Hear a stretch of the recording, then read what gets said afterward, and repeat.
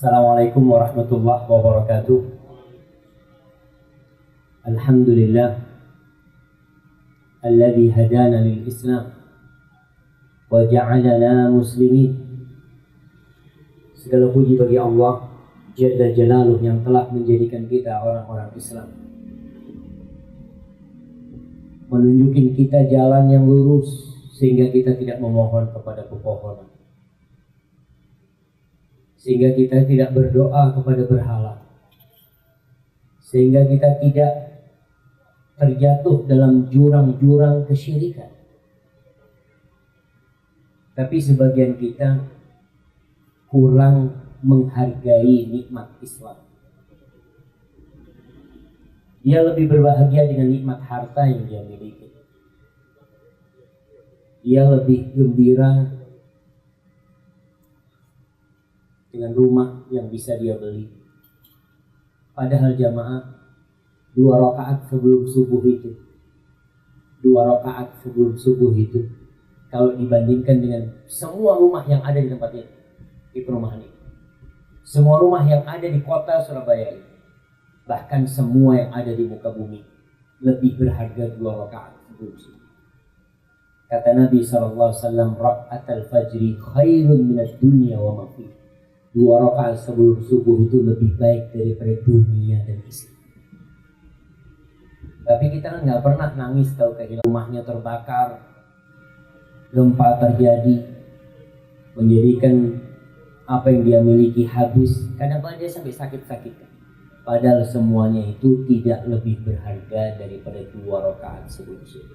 Gimana dengan nikmat Islam yang Allah berikan kepada kita? Allahumma salli wa sallim ala sayyidina Muhammadin wa ala alihi wa ashabihi ajma'in. Ya Allah, semoga salawatmu, salam, berkah dan nikmatmu senantiasa Engkau curahkan untuk hamba kekasihmu, untuk baginda Nabi kita Muhammad sallallahu alaihi wasallam, manusia terindah yang pernah ada di muka bumi ini, manusia termulia yang Allah ciptakan agar menjadi idola. Tapi ternyata banyak di antara kita yang gak kenal dengan beliau. Bahkan kalau ditanya namanya saja, siapa nama Nabi SAW? Muhammad bin Abdullah bin Abdul Muttalib bin Hashim bin Abdi Manaf. Banyak orang yang gak tahu, apalagi dengan yang lain. Maka semoga kita diberi karunia untuk bisa meniti jalan Rasulullah Sallallahu Alaihi Wasallam. Amma ba'd, jamaah, salah satu momentum kajian ini adalah dengan menikahnya Al-Akh Yunus hafizahullah ta'ala. Kita tuh disuruh mendoakan saudara kita. Apa doanya kalau orang habis menikah? Barakallahu lak wa baraka alaika wa jama'a bainakuma fi khair. Barakallahu lak wa baraka alaika wa jama'a bainakuma fi khair. Subhanallah. Semoga Allah memberikan berkah kepadamu dan di atasmu berkah itu juga ada, dan mengumpulkan kalian dalam kebaikan. Ada suami istri yang bertahan sampai mati, tapi rumahnya seperti neraka. Kenapa bertahan? Sayang sama anak-anak. Ada orang yang akhirnya rumah tangganya tidak lama dikarenakan dosa-dosa yang dilakukan oleh salah satu dari kedua mempelai tersebut. Maka kita doakan semoga pernikahan Al-Akh Yunus diberkahi oleh Allah dan dijaga sampai kelak Allah mencabut nyawa kedua. Antum mau kemana? Mau nyusul Yunus? Kayaknya banyak mau nyusul ini, insyaallah. Sampai waktunya nanti insyaallah. Sabar. Jemaah, kalau tadi disampaikan oleh pembawa acara, biasanya kita akan berbincang tentang bagaimana menjadi muslim yang kafir.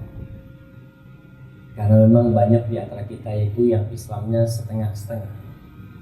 Bahkan ada yang seperempat Islam, bahkan yang Islamnya habis dari diri kita. Contohnya ada orang Islam nggak sholat, Muslim Pak, kalau nggak sembahyang katanya, itu belum dapat hidayah. Dia berangkat sholat. Kita lihat di Lombok, di situ ada satu daerah. Kemarin waktu kita ke sana, dapat informasi ada kampung namanya Waktu Teluh. Mereka sholat hanya 3 waktu. Kira-kira apa sholat? 3 waktu. Maghrib, isya, subuh. Masya Allah itu. Mereka Jumat, Idul Fitri, Idul Adha. Lebih parah lagi. Dan di situ ada gurunya yang menanggung. Artinya sudah nggak apa-apa kalian sholat seperti itu, nanti saya yang menanggung. Ada ternyata banyak pemahaman-pemahaman dalam agama ini yang perlu diluruskan. Kita ini apakah sudah kafah Islam kita? Sebagian orang berpikiran agama Allah itu hanya ngurusin pernikahan. Kapan agama dipakai? Mau nikah, terus mati, sama bagi warisan. Setelah itu agama nggak pernah hadir dalam kehidupan dia. Di kantor dia nggak ada Islam, di perdagangan dia nggak ada Islam, di perusahaan dia nggak ada Islam. Subhanallah. Apakah memang seperti itu? Begitu sempitnya Islam itu. Padahal Allah mengatakan ya ayyuhalladzina amanu udkhulu fis-silmi kafah. Wahai orang-orang yang beriman. Bayangkan, ini orang sudah beriman. Alhamdulillah kita semua sudah beriman. Lalu kata Allah, udkhulu fis-silmi kafah. Kalian semua yang udah beriman ini masuklah ke dalam Islam secara kafah. Bukan hanya penampilannya yang Islam, bukan hanya cara ngomongnya yang Islam, tapi semuanya Islam. Penampilannya Islam, lisannya Islam, pekerjaannya Islami, rumah tangganya Islami, usahanya Islami. Kalau seperti itu jamaah, wallahi negeri ini jadi indah. Karena negeri ini mayoritasnya Muslim. Kalau antum lihat di penjara, mayoritasnya Muslim apa non Muslim di penjara? Ya Muslim. Maling mayoritasnya ya Muslim. Kenapa? Karena banyak orang Islam hanya Islam keturunan. Bapaknya Islam, anaknya Islam. Tapi nggak pernah peduli dengan Islam itu sendiri apa. Ketika seorang menikah, di Yunus Masya Allah, udah nikah. Pakai ijazah apa antum melamar istri? Kalau mau kerja di satu perusahaan kan ada ijazahnya, harus S1, S2, sesuai dengan spesialisasi yang dibutuhkan. Umpamanya yang dibutuhkan teknik, ijazahnya harus teknik. Sekarang melamar anaknya orang itu pakai ijazah apa? Ijazah S1-nya dipakai? Nggak dipakai. Banyak orang menikah itu asal menikah. Sedangkan mau bekerja di perusahaan saja itu harus kuliah. Ditambah lagi training ini, training itu, hanya untuk bekerja ngurusin entah apa yang diurusin di sana. Ini ngurusin anaknya orang, mengambil anaknya orang, memindahkan putrinya orang dari rumah orang tuanya ke rumah dia, dibawa tuh anaknya orang. Gak pakai ijazah. Berarti ada sesuatu yang kurang. Seharusnya orang menikah itu bawa ijazah. Ijazah apa? Ijazah pertama, lulus training menjadi seorang suami. Ada latihannya jadi suami. Yang kedua, lulus bawa ijazah menjadi seorang ayah. Nggak mudah jadi seorang ayah. Menjadi seorang suami, subhanallah, banyak yang gagal jadi seorang suami. Tugas terberat seorang suami jemaah itu bukan ngasih makan istri. Tugas terberat seorang suami bukan ngasih makan istrinya. Sebelum menikah istrinya sudah makan. Sebelum menikah istrinya sudah tinggal di rumah. Sebelum menikah istrinya udah seneng sama orang tuanya. Terus apa tugas terbesar seorang suami? Tugas terbesar seorang suami itu menggandeng istrinya masuk surga. Yang merasa nggak mampu ya jangan nikah. Jangan harap seorang lelaki masuk surga. Bapak-bapak jangan berharap masuk surga sebelum mempertanggungjawabkan istri, sebelum mempertanggungjawabkan anak-anaknya. Digandoli sama istri. Nih ya Allah, suamiku, dia cuma kasih makan aku, dia cuma kasih mobil aku, dia kasih rumah aku. Gak pernah dia bawa aku untuk datang ke majelis ilmu. Gak pernah dia bangun dengan aku di malam hari. Dek, ayo dek, sholat malam dek. Gak pernah ada. Yang ada cuma dikasih full saja. Allah hati-hati. Rasul SAW mengatakan kullukum ra'in wa kullukum mas'ulun an ra'iyati. Setiap kalian adalah pemimpin dan setiap kalian akan dimintai pertanggungjawaban atas apa yang dia pimpin.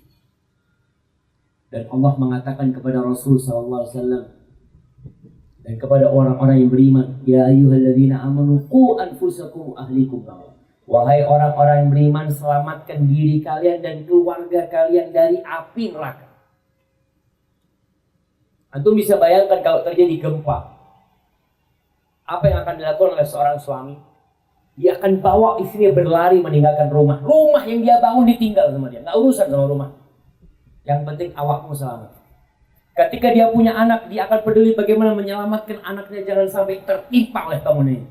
Rumah itu mau hancur, mobil itu mau hancur, mau terbakar, nggak ada urusan. Yang penting anak, istri anak dan anak-anak selamat.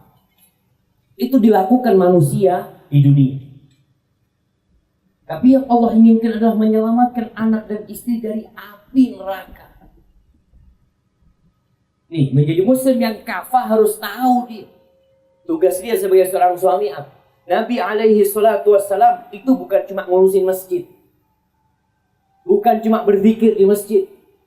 Bukan cuma wiritan di masjid. Beliau itu mengurusin umat. Islam datang ini mengurusin semuanya. Mau urusan apa saja diurusin. Para ulama ahli tafsir ketika menafsirkan qu anfusakum wa ahlikum nara, jagalah diri kalian dan keluarga kalian dari api neraka. Apa kata mereka? Alimuhum wa adibuhum. Ajari mereka. Ajari. Istrinya diajari. Anaknya diajari. Dididik. Diajarin etika dan adab. Bagaimana menghadapi kehidupan ini. Bagaimana selesai dari ujian. Karena sejatinya hidup ini dari awal sampai akhir ujian. Nggak ada istirahat kita di sini. Yang mau istirahat di dunia susah di akhirat. Alimuhum mu'addibu. Bagaimana orang tua mau mengajarkan kepada anaknya ilmu kalau dia nggak pernah belajar? Ingat, belajar Islam yang kafah. Islam yang kafah itu Quran tuh yang 30 juz.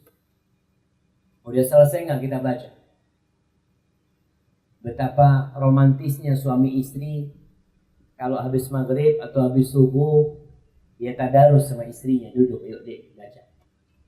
Istrinya yang baca, suaminya yang baca arti. Jelaskan, nggak paham tanya sama ustaz. Suami nggak bisa ngajarin istrinya, dek, ana minta maaf, ana nggak bisa baca Quran. Terus terang ana salah didik orang tua. Tapi supaya ana nggak ditanyain sama Allah, ana mau panggilkan guru, ustazah ngajarin. Segala hal harus dia lakukan supaya dia lepas tanggung jawab. Anak-anak seperti itu. Hanya saja kalau kita lihat pendidikan agama ini dikesampingkan, nggak dipedulikan. Orang tua juga melihat anaknya belajar agama kadang-kala nggak terlalu penting. Maka ingat, tolong kita belajar untuk menjadi seorang suami yang berdagang, belajar. Umar bin Khattab radhiyallahu anhu itu sering datang ke pasar. Khalifah Amirul Mukminin yang kekuasaannya sampai ke Kabul, yang kekuasaannya sampai ke Persia sana semua. Itu Umar bin Khattab sering datang ke pasar. Di pasar dia ngomong sama orang-orang pasar, tafaqahu. Kalian belajar fikih tentang perdagangan. Belajar. Kalau tidak, kalian akan melakukan riba. Gak sadar nanti. Wallahi sahih ya, Pak. Kalau kita tanya apakah orang-orang yang berdagang di pasar, mereka sudah pernah belajar hukum dagang yang diridhoi Allah, atau yang penting jalan? Kalau kita lihat di negeri kita yang belajar di fakultas ekonomi umpamanya, apa sih yang mereka pelajari? Apakah mereka belajar ekonomi yang sesuai dengan syariat, atau ekonomi kapitalisme yang mereka pelajari? Kapitalisme. Jadi kita kadang-kadang nggak peduli sama agama kita. Kafah, masuklah Islam secara kafah. Sistem perdagangannya harus Islami.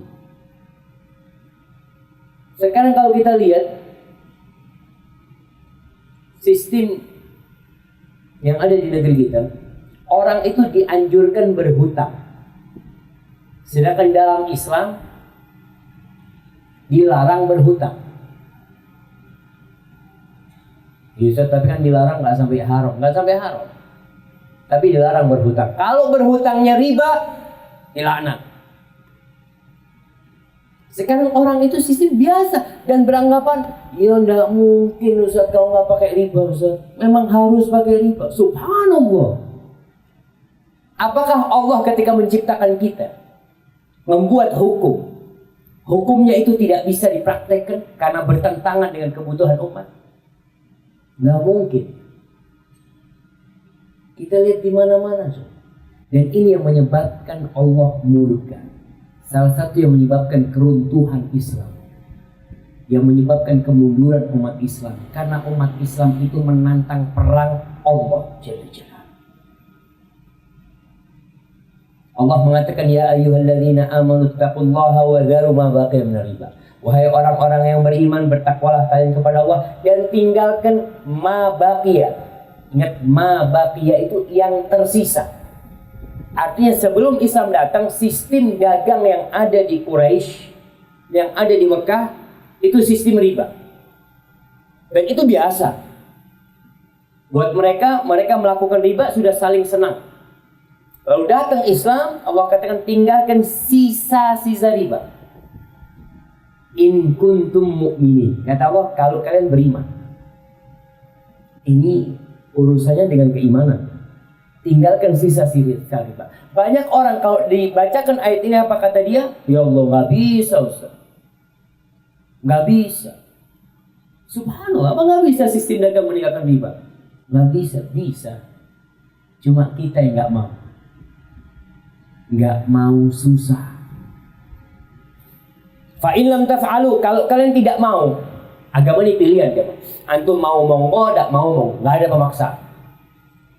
Allah katakan fa in lam taf'alu, kalau kalian tidak melakukan itu, tidak meninggalkan, fa'danu biharbin minallahi wa rasul. Maka umumkan kepada mereka perang melawan Allah dan Rasul. Perang. Kalau umat Islam melawan Allah, hancur. Kita ini kalau dibandingkan dengan musuh-musuh kita lebih canggih, lebih kuat, ekonominya lebih bagus, senjatanya lebih, Masya Allah. Lalu Allah tidak berpihak kepada kita. Makanya kata Rasul SAW, idza tabaya'tum bil 'inah. Apabila sistem jual beli kalian itu 'inah. Inah itu sistem riba yang terselubung. Artinya ketika masyarakat yang menolak riba, maka ribanya dibikin terselubung. Contoh lah di negeri kita. Di negeri kita ada riba enggak ya? Di mana? Tunjukkan sama riba. Anak kasih hadiah. Di mana ada riba? Di mana? Enggak ada riba. Yang ada bunga. Betul. Bunga yang ada, bunga ada. Orang kalau ngomong riba itu secara fitrah manusia aja, Pak. Ketika antum akad sama seseorang, lalu dia mengatakan, "Mas, ini ribanya 5%." Na'udzubillah min riba. Enggak. Kalau riba jangan dilaknat semua. Ya wis, bunganya lah 5%. Dia enggak apa-apa kalau bunga bisa. Subhanallah. Orang itu merasa ringan, tapi ketika riba dia ingat dengan firman Allah. Wa ahallallahu al-bai'a wa harrama riba. Allah jelas-jelas mengatakan Allah halalkan jual beli dan Allah haramkan riba. Jelas Allah katakan. Maka kita perlu lihat sekarang nih. Kita ini udah kafah belum? Jadi jamaah, orang yang bertakwa kepada Allah itu, ingat, bukan orang yang suka berangkat haji. Bukan Allah yang umroh bolak-balik, yang sedekah ke sana ke sini. Kata Nabi SAW, ittaqil maharim takun a'badan nas. Jauhi yang haram, engkau akan menjadi orang paling ahli ibadah. Menjauhi yang haram akan menjadi orang yang paling ahli ibadah. Bukan hanya dengan melaksanakan perintah. Orang kadang-kadang sudah merasa juga, alhamdulillah anak umrah, alhamdulillah Ustaz, anak haji, alhamdulillah, anak sedekah, alhamdulillah, anak salat, alhamdulillah. Tapi ingat, apakah engkau tidak meninggalkan yang haram? Orang yang ahli ibadah adalah yang meninggalkan yang haram. Maka perlu kita lihat nih, apakah akad kerja kita, kontrak kerja kita, jual beli kita, usaha kita, apakah diridhoi sama Allah atau tidak? Karena pesannya Allah, masuklah kepada Islam secara kafah. Bukan hanya wiridnya yang Islam, bukan hanya sholatnya yang Islam, tapi berdagangnya pun Islam. Bagaimana kita akan tahu? Ya belajar. Mau nggak mau kita harus belajar.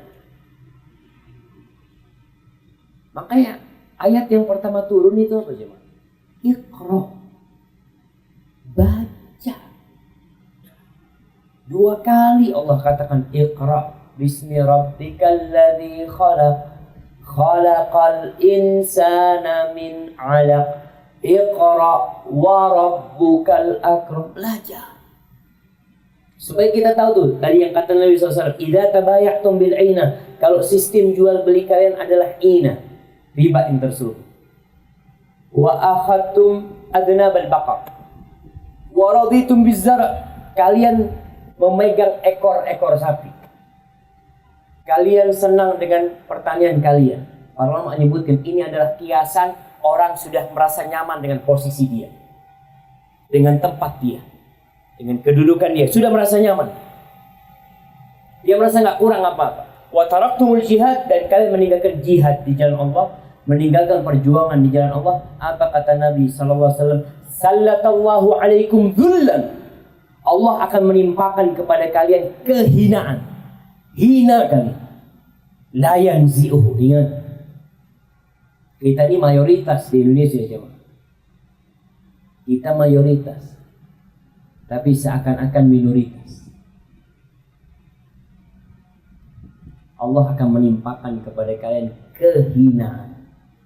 Sampai kapan? Sampai kalian kembali kepada agama kalian. Tadi. Masuk kepada Islam secara kafah. Baru ketika itu Allah Jalla Jalla akan mengangkat kehinaan itu. Jadi yang menyebabkan hina itu kita sendiri. Maka coba kita perhatikan kehidupan rumah tangga kita udah Islami apa belum? Anak-anak kita hidupnya udah Islami apa belum? Apa yang kita ajarkan kepada mereka? Mau dibawa kemana mereka? Dan ingat, Rasulullah SAW itu seringkali mengingatkan para sahabat untuk mengkaji Al-Quranul Karim. Dikajinya Al-Quran. Antum mau bahas apa yang antum butuhkan dalam kehidupan? Sistem pengadilan, notaris, dalam Al-Quran dibahas di sana. Pendidikan buat anak, perjanjian dengan negeri-negeri non-muslim umpamanya, perjanjian dengan orang-orang non-muslim, itu semua dibahas. Dan Nabi SAW mengatakan khairukum man ta'allama al-Qur'ana wa 'allamahu. Orang yang terbaik di antara kalian adalah yang belajar Al-Qur'an. Belajar Al-Quran, duduk jam, sisihkan waktu untuk mengkaji Al-Quran, bukan membacanya saja. Kata Nabi, bukan yang terbaik itu orang yang baca Quran, bukan. Yang belajar Al-Quran. Al-Quran ini diturunkan bukan untuk menghiasi dinding. Banyak orang beli kaligrafi taruh di dinding dengan harapan, oh masya Allah, Anda menghormatkan Al-Quran Karim. Ditanya, Mas, opo wacoannya Mas? Wallahu a'lam. Anda beli karena bagus aja. Quran diturunkan bukan untuk menghiasi diri, bukan hanya untuk mengobatin orang yang sakit. Sakit di ruqyah bacain Quran. Nah, Quran termasuk syifa. Ada orang mau meninggal dunia dibacain Al-Quran Karim. Nah, tapi Quran diturunkan itu hudan lil muttaqin, petunjuk buat orang-orang yang bertakwa. Bagaimana kita akan mendapatkan petunjuk kalau kita tidak ngerti? Antum mungkinkah dikasih peta pakai bahasa Inggris atau pakai bahasa Inggris? Kalau bahasa Inggris masih bisa baca. Pakai bahasa Thailand, hurufnya huruf Thailand. Ini mau kemana? Mau ke Tunjungan Plaza, Ikil. Kira-kira dia ketika dapat itu, dia akan diem. Dia akan bisa gunakan? Nggak bisa. Dia akan cari orang yang bisa paham. Anda nggak paham, tolong terjemahkan. Kenapa sama Al-Quran Karim kita tidak cari orang yang bisa memahamkan kita? Baca Quran dari Alif Lam Mim, dari Al-Fatihah terus, sehingga paling tidak jamaah kita jadi paham mana yang Allah inginkan dari kita dan mana yang Allah tidak inginkan dari kita. Rasul sallallahu alaihi wasallam mengatakan khairukum man ta'allama al-Qur'ana wa 'allama. Orang yang terbaik di antara kalian yang belajar Al-Qur'an kemudian mengajarkan. Ada seorang syekh mengatakan hati-hati kepada bapak-bapak, ibu-ibu, jangan sampai pahalanya diborong sama guru ngaji. Pahalanya diborong sama guru ngaji. Bapaknya cuma nyari fulus, ibunya cuma nyari uang. Siapa yang ngajarin anaknya ngaji? Guru ngaji. Panggil guru bayar. Apa bapak nggak ingin dapat pahala anaknya bisa Al-Fatihah lewat bapaknya? Sepanjang hidup anak itu baca Al-Fatihah, bapaknya dapat pahala. Kenapa? Karena aku sih ngajarin dia. Siapa? Orang yang terbaik adalah yang belajar Al-Quran dan mengajarkannya. Sang ibu pun seperti itu. Ajarkan anaknya alif, ba, ta, ini ajarkan. Ketika memang sudah nggak mampu, dia levelnya udah nggak mampu, anak harus panggil guru ngaji. Panggil guru ngaji. Tapi dasar-dasar ilmunya itu pahalanya milik bapak dan ibu. Wa'allama. Kemudian dia alhamdulillah ketika anak-anak kita sudah bisa mengaji ya, kemudian dia juga akan jadi guru ngaji, paling nggak ngajarin anak-anaknya, orang tua akan terus mendapatkan pahala tersebut. Kemudian dalam hadis yang lain Rasul sallallahu alaihi wasallam mengatakan innallaha yarfa'u bihadzal kitabi aqwaman wa yadh'u bihi akharin. Sesungguhnya Allah mengangkat dengan kitab ini, dengan Al-Qur'an, satu kaum. Dan Allah merendahkan kaum yang lainnya gara-gara Al-Quran. Yang menerima Al-Quran, yang mengamalkannya dalam kehidupan ini, dan mengajak orang-orang kepadanya, Allah angkat derajatnya. Tapi yang tidak peduli sama Al-Quran, yang maunya karepnya sendiri, maka Allah akan hinakan dia. Hebatifillah. Maka kembali kepada yang awal tadi kita bicara, Islam juga berbincang tentang urusan rumah tangga. Gimana sih urusan rumah tangga? Ada seorang suami yang menceraikan istrinya 10 kali, tapi dia masih serumah sama istri. Padahal dalam Islam di surah Al-Baqarah apa kata Allah? At-talaqu marratan. Cerai itu yang boleh rujuk cuma 2 kali. Setelah tolak yang ketiga nggak bisa rujuk. Nggak bisa rujuk. Sampai kapan? Hatta tankiha zaujan ghairah. Sampai istrinya menikah lagi sama orang lain. Karena ada orang tua. Kemarin ada yang telepon sama Ustaz, ibu ana nyuruh ana rujuk sama istri ana. Padahal ana sudah nyarikan dia 3 kali. Ibu ana ngomong rujuk oleh ibu sing nanggung dosane. Bisakah seperti itu dalam Islam? Nggak ada, semua nanggung dosa sendiri-sendiri. Jangan sampai ada orang antum berzina, ana yang nanggung dosanya. Sudah, Tak bayar anak sini mutus. Mungkin kayak itu terjadi? Nggak ada. Kullu nafsin bima kasabat rahina. Tapi kenapa ibu ini mengatakan kepada anaknya, nah Allah itu maha pengampun, nah Allah itu maha pemaaf, nah sudah engkau rujuk, Allah maafkan nanti. Padahal Allah mengatakan hatta tankiha zaujan fala tahillu, enggak halal itu istrinya. Kalau sudah dia menceraikan 3 kali, enggak halal, haram istrinya. Tapi ternyata banyak di masyarakat, banyak wanita yang cerita, Ustaz, aneh diceraikan ada 10 kali sama suami anak. Dulu saat masih belum ngerti, ya itu. Mau belum ngerti, kalau sudah tahu menikah dan lafaz cerai itu adalah menceraikan, ketahuilah bahwa saya cerai itu yang boleh rujuk hanya 2 kali. Yang ketiga nggak boleh rujuk. Berkaitan dengan rumah tangga juga. Kata Nabi SAW, salasun jidduhunna jiddun wa hazluhunna jiddun. Kata Nabi SAW, ada 3 hal yang seriusnya serius, yang guraunya serius. Yang pertama nikah, yang kedua tolak, yang ketiga rujuk. Jadi kalau ada seorang suami SMS istrinya, "Dek, aku ceraikan kamu." Istrinya sudah nangis-nangis, suaminya ngomong, "Aku tadi gurau, Dek. Cerai itu jatuh." Ingat. Banyak yang nggak tahu karena nggak belajar agama.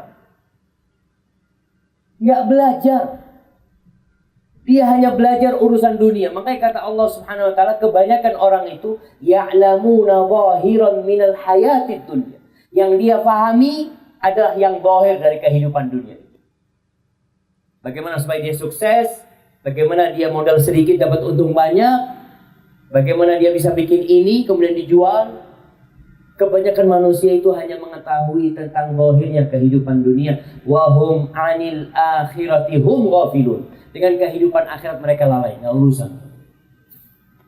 Maka ingat, udkhulu fis silmi kafah. Maka rumah tangganya harus Islami, harus tahu tuh hak-hak istrinya. Para wanita ketika menjadi istri, wanita itu mudah masuk surga, tapi kenapa banyak yang masuk neraka? Wanita itu mudah masuk surga, tapi kenapa kebanyakan wanita masuk neraka? Wanita pun harus belajar gimana aku menjadi istri. Mau tidak mau, aku akan meninggalkan suamiku. Atau suami akan meninggalkan dia dengan kematian. Itu satu kepastian. Sekarang bagaimana menjadi seorang istri? Kata Rasul sallallahu alaihi wasallam, "Idza shallatil mar'atu khamsa wa shamat syahraha wa ata'at zawjaha wa hafizat farjaha qila laha udkhulil jannah min ayyi abwabil jannati syi'ti." Apabila wanita sholat yang 5 waktu, haknya sama Allah, sholat 5 waktu. Wa shamat syahra, dia puasa di bulan Ramadan. Banyak wanita punya hutang puasa Ramadan nggak pernah bayar. Saat Anda punya hutang 20 tahun yang lalu, dia puasa di Ramadan, ya pokoknya selama dia nggak datang bulan dia puasa. Ketika datang bulan dia nggak puasa, dan tidak pernah dibayar hutangnya. Maka dia akan susah masuk surga. Punya hutang. Apabila wanita sholat 5 waktu, puasa di bulan Ramadan, ini haknya Allah. Wa ata'at zawjah, dan dia taat sama suaminya. Jadi para wanita ini, Allahu Akbar, memiliki kewajiban taat dan patuh kepada suaminya 100%. Selama tidak dalam kemaksiatan. Dan ingat, para orang tua yang menikahkan putrinya, nggak boleh dia intervensi. Kalau si wanita sudah menikah sama anak laki, sudah. Yang menjadi pemimpin di rumah tangga itu siapa? Suaminya. Yang harus ditaati di rumah tangga itu adalah suami. Kalau sang bapak ngomong, "Nak, bapak kepingin engkau ke rumah." Lalu suaminya mengatakan, "Jangan, Dek." Mana yang harus ditaati? Suami. Kadang-kala sang ayah ngomong, "Nak, aku lihat setelah menikah engkau kok agak kurang ajar sama bapak. Kok nggak nurut lagi?" Maka seorang wanita perlu minta maaf sama ayahnya. "Ayah, mohon maaf ayah. Ayah yang menyerahkan aku kepada dia." Di situ ada serah terima. Seorang ayah ketika mengatakan kepada menantunya, zawwajtuka wa ankahtuka makhtubataka binti, dengan mahar sekian, aku nikahkan engkau, aku kawinkan engkau dengan putriku. Di situ ada serah terima, coba. Surga dan neraka seorang anak wanita ini jadi ke suaminya, bukan ke bapaknya lagi. Jadi kalau bicara taat dan patuh, suami selama tidak bertentangan dengan perintah Allah, taat. Yang keempat, wa hafidat farjah, dia menjaga kehormatan diri. Sekarang ini banyak dengan adanya medsos ya, maka para wanita harus menjaga diri sebelum menikah dan sesudah menikah. Ketika dia sudah menikah, sudah teman-temannya yang nggak ada urusan sama mereka di-delete. Kalau bisa keluar juga dari medsos kalau memang nggak ada perlunya. Sudah, mau dari IG, mau dari anak, alhamdulillah nggak ada kebutuhan di sana, sudah keluar. Fokus untuk apa? Untuk membangun rumah tangganya, untuk menciptakan generasi masa depan.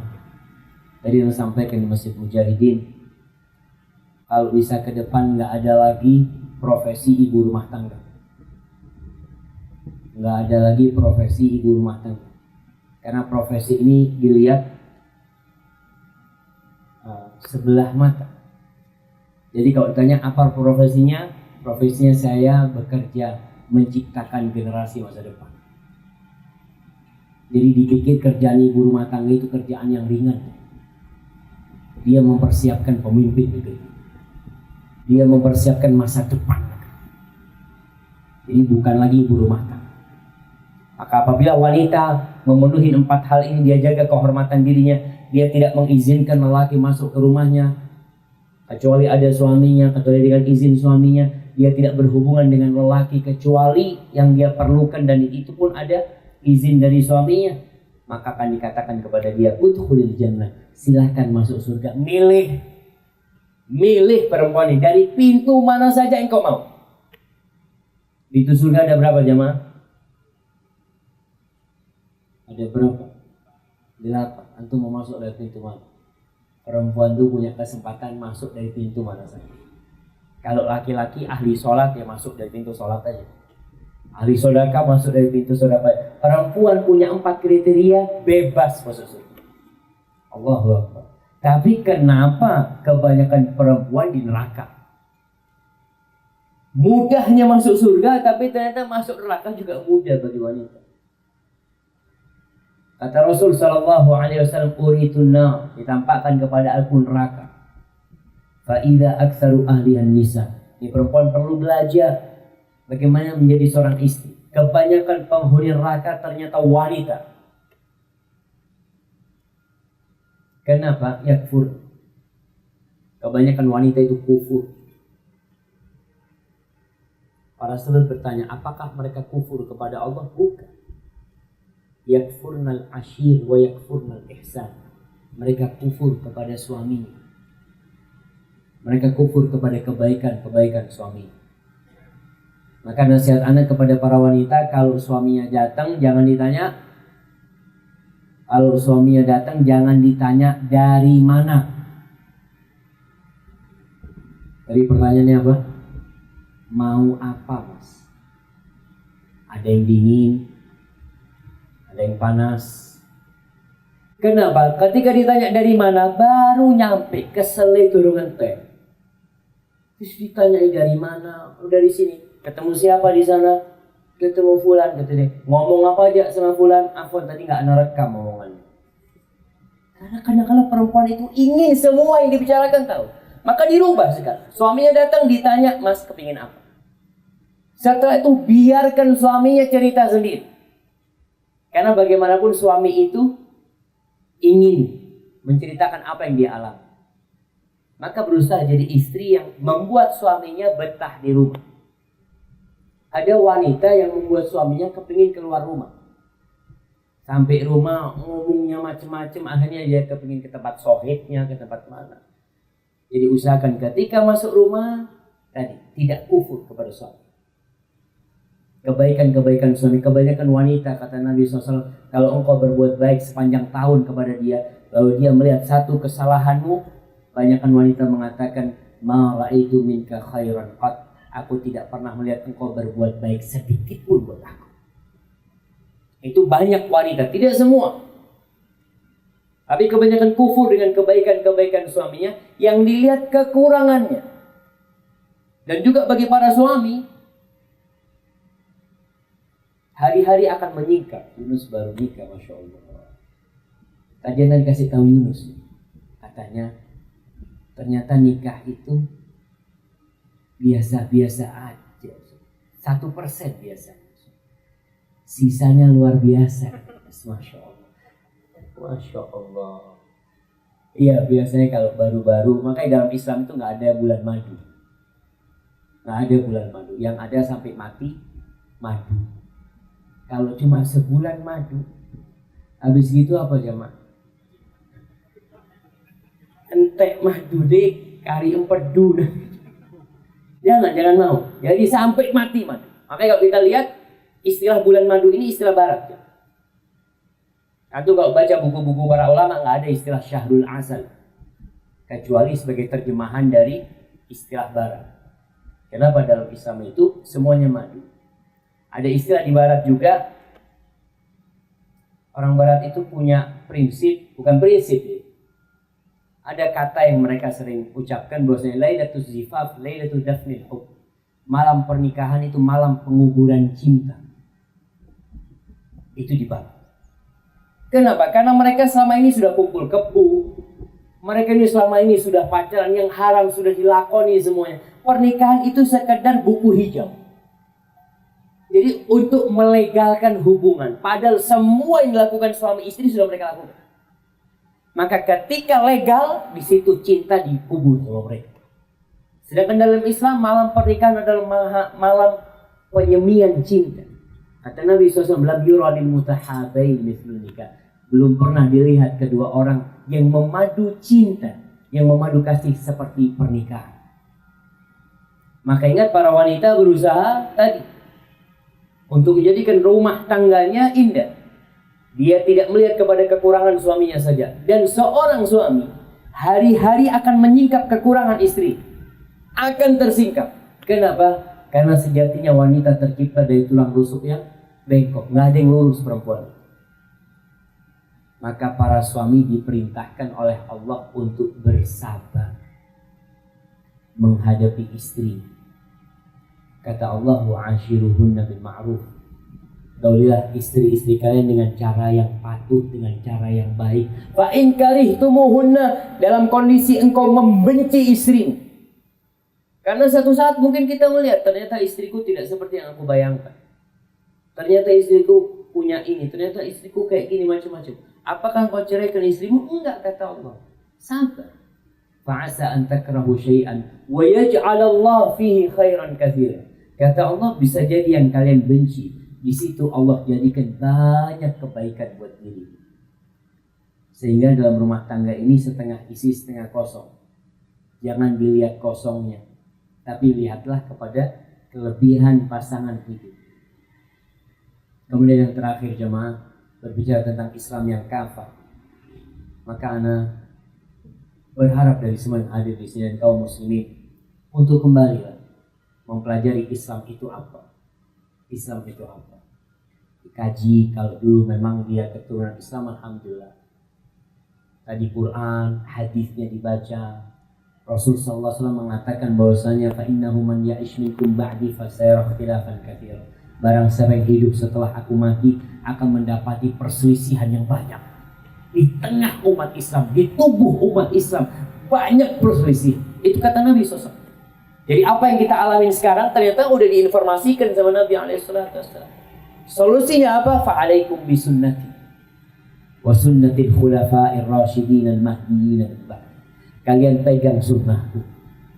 Urusan rumah tangga baca bagaimana Nabi SAW di rumah.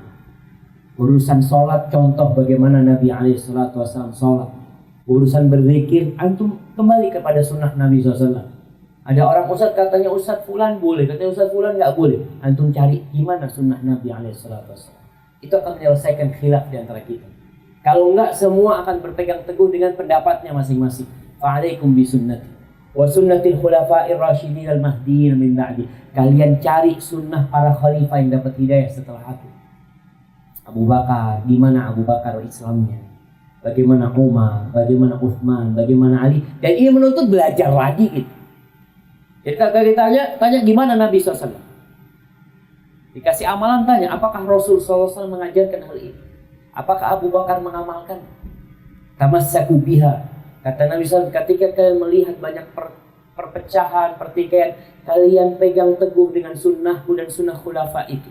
Wa'addu 'alaiha bin nawajid, gigit dengan gigi geraham kalian. Wa iyyakum wa muhdatsatil umur, fa inna kulla muhdatsatin bid'ah. Hati-hati dengan perkara-perkara yang baru dalam urusan agama.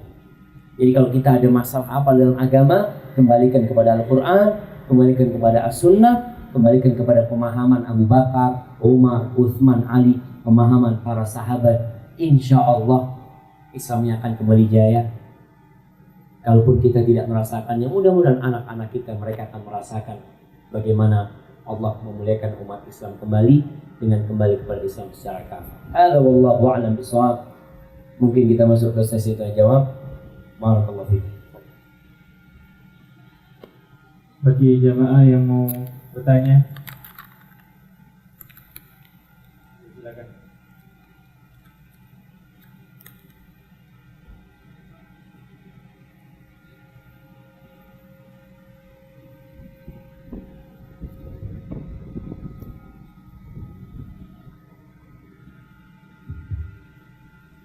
Allah jamaah. Nah, lihat sebagian sudah mulai merem-merem ya. Nah, makanya anak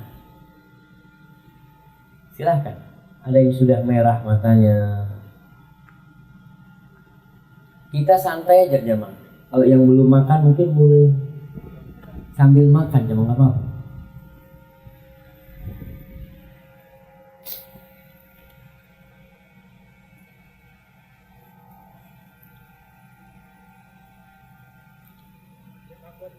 Nah, mungkin dari akhwat, Dari para ummahat yang mau menanyakan bisa ditulis di kertas, nanti disalurkan ke ikhwannya, ke laki-laki. mau tanya langsung nggak apa-apa ibu. Atau mungkin ada yang mau tanya langsung, mungkin bisa dikasih mic sama panitia.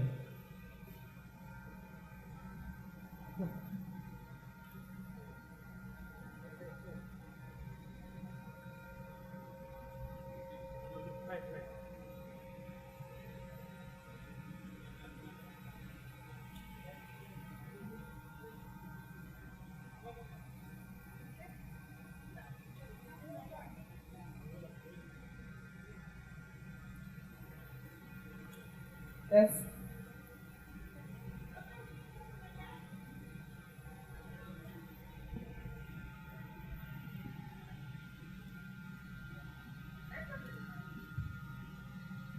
Bismillahirrahmanirrahim. Assalamualaikum warahmatullahi wabarakatuh. Waalaikumsalam warahmatullahi wabarakatuh. Ustaz, ini saya mau bertanya tentang suatu kondisi masjid di mana satu lingkungan ada dua kubu. Yang satu kepingin tiap subuh itu pakai kunut, yang satu tidak. Nah, Dan di sini ada kesepakatan misalnya satu hari kunut, satu hari tidak. Tapi selanjutnya ada kesepakatan baru lagi, jadi kunut dilakukan setiap hari. Nah, bagaimana cara menyikapinya bagi yang tidak memakai kunut? Apakah mereka ikut terus setiap hari atau bagaimana Ustaz? Mohon solusinya. Terima kasih. Assalamualaikum warahmatullahi wabarakatuh. waalaikumsalam warahmatullahi wabarakatuh. Subhanallah jemaah. Iya.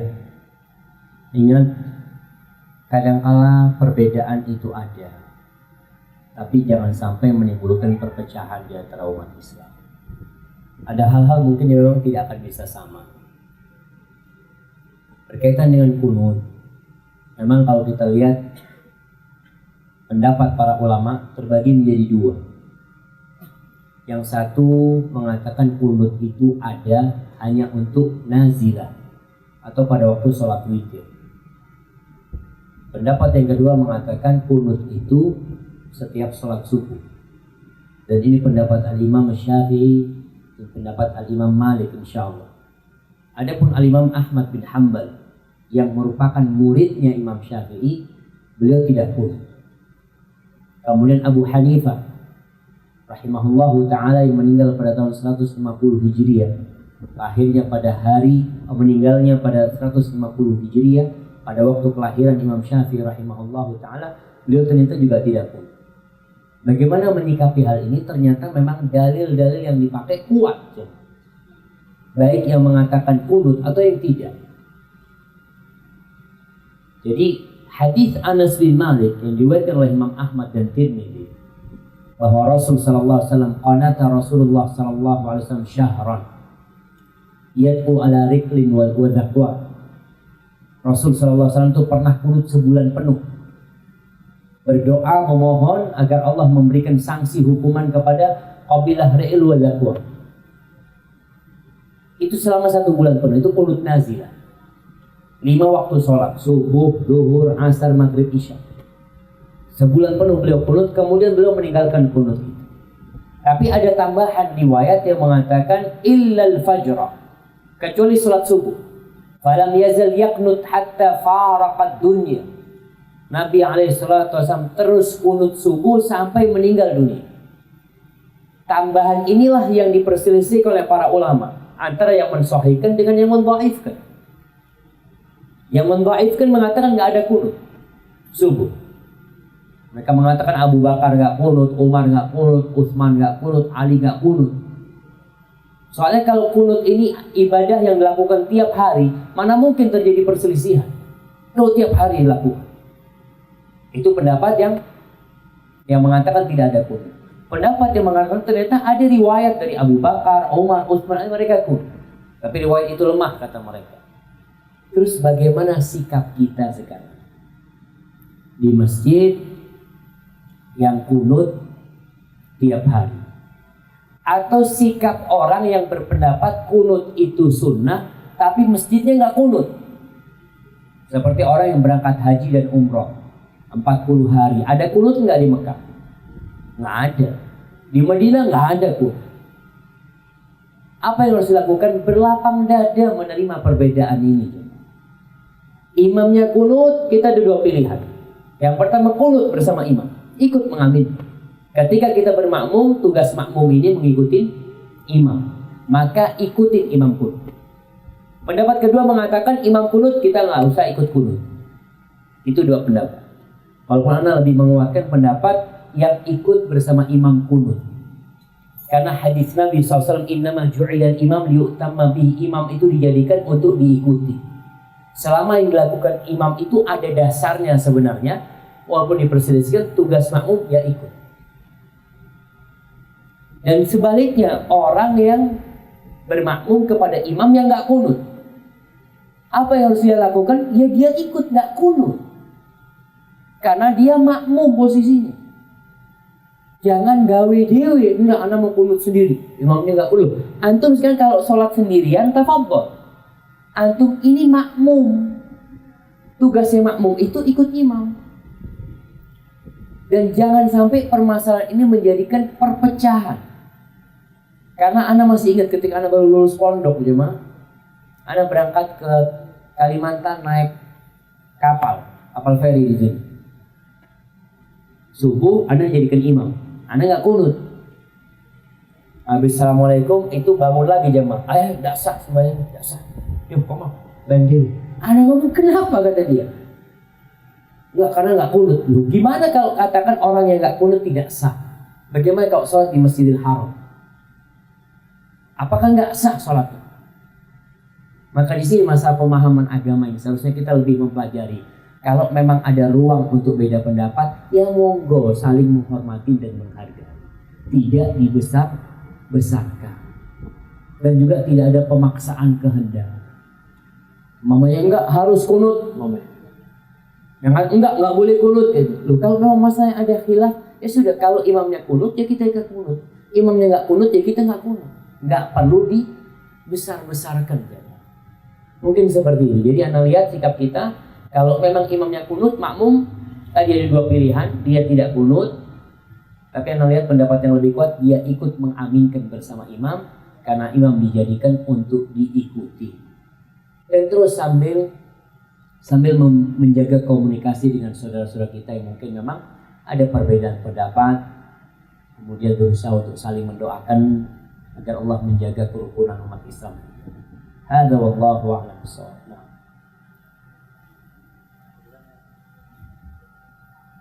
Assalamualaikum warahmatullahi wabarakatuh. Waalaikumsalam warahmatullahi Mau tanya Ustaz mengenai bunga riba tadi. Kalau orang menyimpan uang di bank atau deposito karena takut sesuatu di rumah, takut kehilangan atau apa, tapi bunganya itu tidak diambil Ustaz, diambil untuk diberikan kepada orang yang membutuhkan, untuk bayar kontrakan atau untuk Masya Allah, bayar kontrakan. ya untuk membayar kos-kosannya orang yang membutuhkan. Oke, Bukan siap. untuk Nah, kita sendiri. bukan Orang yang pribadi. sangat membutuhkan atau pembantu kita yang sangat membutuhkan kita berikan dari bunga itu, bagaimana hukumnya Ustaz? Masya Allah. Nah, ya. Assalamualaikum warahmatullahi wabarakatuh. Waalaikumsalam warahmatullahi wabarakatuh. Pertanyaan yang sangat menarik sekali, Jan, berkaitan dengan riba ini. Karena kadang kala orang berbicara bank, berbicara keamanan. Atau yang kedua berbicara bank karena memang dia untuk transaksi sekarang memang harus pakai bank. Kita nggak bisa pakai uang cash, bahkan tidak diterima. Sekarang pun antum bawa uang cash ke tol nggak bisa buka pintu tol, harus pakai uang bank itu juga sekarang lahir. Baik, ulama membicarakan tentang menaruh duit di bank. Ketika memang benar kita tidak punya tempat yang aman, berarti kita terpaksa naruh di bank. Pertanyaannya, apakah benar terpaksa atau tidak? Bisa nggak beli berangkas besi, taruh di rumah? Anak ketemu ada satu teman Muslim Chinese dia cerita, anak punya duit nggak ada yang taruh di bank. Nah, itu bank datang terus kan? Nggak ada. Ternyata ada Chinese yang non Muslim juga sama. Dia tidak meletakkan uangnya di bank. Kenapa? Alhamdulillah aman, anak punya rumah aman kata dia. Jadi lihat kondisi. Kalau memang terpaksa silahkan. Terpaksa. Kenapa saya katakan seperti itu? Karena uang kita ketika kita taruh di bank, mau tidak mau kita menjadi pemodal bank. Uang antum itu dipakai sama bank. Kenapa sekarang orang yang naruh duit besar di bank itu dikasih fasilitas yang bagus sama bank? Kasih kartu ini, kartu ini, kartu ini. Dia masuk kemana gratis semua. Karena bank mendapatkan manfaat dari duit antum. Maka para ulama mengatakan kalau terpaksa jangan sampai deposit. Karena deposit itu artinya duit kita nggak bisa diambil sampai jangka waktu yang ditetapkan 3 bulan. 3 bulan itu bank ini ketika dapat dana segar dia langsung pinjamkan kemana-mana aja. Artinya antum memodali bank untuk melakukan riba. Padahal tujuan antum kan tadi untuk keamanan. Jadi kalaupun harus naruh di bank, jangan sampai dengan sistem deposit. Para ulama menjelaskan kalau bisa kita jangan taruh di bank kalau urusan keamanan. Belikan emas. Belikan apa? Sesuatu yang mungkin bisa diletakkan di safety box-nya bank. Taruh safety box-nya. Artinya ketika kita taruh di sana barang berharga, surat berharga, itu bank tidak bisa pakai. Makanya ketika bank tidak bisa pakai, kita harus bayar. Karena dia tidak dapat keuntungan apa-apa untuk naruh di safety box. Kemudian ketika kita naruh, kemudian ada bunganya. Setelah tadi Anda sampaikan terpaksa naruh di sana. Salah satunya mungkin Ustaz untuk transaksi. Kalau untuk transaksi tolong yang ditaruh itu yang memang untuk transaksi. Artinya kalau yang berputar dari duit dia itu cuma 5 miliar, jangan taruh 20 miliar. Karena berarti yang 15 miliar itu nggak pernah dipakai transaksi. Itu yang dipakai oleh bank. Dan bank itu kalau tahu fulus itu muter, bank itu nggak pernah dipakai. Karena bisa sesuatu saat ditarik itu dulu. Mereka juga berpikir hal itu. Jadi ketika ada bunga, yang harus dilakukan adalah bertobat kepada Allah SWT. Jadi bunga yang kita ambil itu jangan disodakohkan. dia apa? Dibuang. Tapi buangnya tadi kasihkan fakir miskin untuk maslahat umum. Ada orang miskin nggak punya rumah atau ada jalan rusak, kasihkan. Bukan sodako, tapi membersihkan diri kita dari dosa riba. Membersihkan diri kita. Kalau niat sodako, dosa gitu. Karena innallaha thayyibun la yaqbalu illa thayyiban. Allah itu maha baik dan Allah tidak terima kecuali yang baik. Kita tahu ini hasil riba, kemudian kita niatkan sodako. Dan ketika antum bantu orang miskin dengan uang riba itu, jangan bergembira, ana sudah bantu orang. Seharusnya bantu orang itu pakai duit yang bersih. Antum bantu tuh orang dengan duit yang memang harus antum lepas. Maka ketahuilah, kalau kita ingin membantu orang miskin, usahakan membantu memang dengan uang kita. Yang memang di situ Allah akan berkahin kita, Allah akan lipat gandakan. Kalau pakai uang riba, kita sedang membersihkan diri dari dosa. Maka hati-hati jemaah. Kita itu akan dihisab pada hari kiamat yang besar dan yang kecil. Semuanya akan dihisab. Nggak ada yang terluputkan. Allah mengatakan, "Faman ya'mal mithqala dzarratin khairan yarah, wa man ya'mal mithqala dzarratin syarran yarah." Sebesar semut kecil kebaikan akan Allah datangkan dan kita akan melihatnya. Sebesar semut kecil dari keburukan kita pun akan melihat. Dan berkaitan dengan riba ini, tolong jangan diremehkan ya, Nabi minta jangan sampai. Karena dosa riba ini, kata Nabi SAW, dirhamun riba, 1 dirham riba yang dimakan oleh seorang hamba, wa huwa ya'lamu, dan dia tahu ini hasil riba, asyaddu min 36 zaniya. Kata Nabi SAW, itu lebih parah daripada 36 kali berzina. 36 kali berzina. Mungkin sebagian anak untuk bila berzina, moga dijaga anak keturunan anak dari zina. Tapi dia melakukan riba. Padahal itu lebih parah daripada berzina. Maka pelajarin agama kita dengan baik, hukumnya dikaji semuanya, sehingga paling tidak kita bisa jaga diri jemaah. Jangan sampai ada yang haram yang masuk ke keluarga kita. Jangan sampai istri kita makan yang haram, anak kita makan yang haram. Karena daging mana saja yang tumbuh dari yang haram, neraka lebih pantas buat tempat dia. Wa na'udzubillahi minan nar. Barakallahu fikum. Mungkin yang bisa Anda sampaikan. Assalamualaikum Ustaz. Ada yang saya tanyakan tentang pernikahan Ustaz. Bagaimana kalau ada seorang suami yang tidak mendapatkan cerai, tapi yang sering dikatakan awakmu tak tinggal, terus ayo nang pengadilan, itu hukumnya bagaimana Ustaz? Assalamualaikum warahmatullahi wabarakatuh. Waalaikumsalam. Masya Allah, ini pertanyaan terakhir katanya, Masya Allah. Baik, iya. Gimana kalau suami sering ngomong sama istrinya, awakmu tak tinggal, atau ayo ke pengadilan. Dua ucapan ini dalam perceraian itu ada 2 lafal yang keluar dari suami. Yang pertama, ucapan yang jelas-jelas cerai. Dan kedua, ucapan kiasan yang multi tafsir. Kalau yang katakan cerai, aku pisah engkau, aku talak engkau, itu berarti cerai. Walaupun dia nggak niat. Tadi serius dan humornya sama.